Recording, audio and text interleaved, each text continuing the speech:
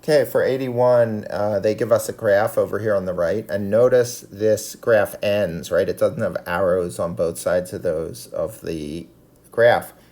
So question A says, is the relation a function? Remember, to be a function, for every x value, only one y value comes out. So for instance, if I picked this x value, right here, I see one y value come out. If I pick this x value, one y value comes out. Any x value I pick, one y value comes out. So I would say, yes, it is a function. So now that it says for B, what is the domain? Now the domain are the x values, right? The domain are the x values. And it starts here, and it goes to here, right? That's where it goes. It goes from -6 to 6. And the way we write that in mathematical terms is we say x is greater than or equal to -6 and less than or equal to 6, right?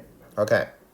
And then it says, what is the range? The range of the y values. So it goes from up here, that's the highest it gets in y, to down here, right? It goes from here to here. And this is 4, and this is -4. So same thing. Now, be careful. The range is y values. So we have to specify that y goes from it's greater than or equal to -4, and it's less than or equal to 4. The biggest mistake people make is putting an x there for the range, but that's completely wrong because the range is y and the domain is x.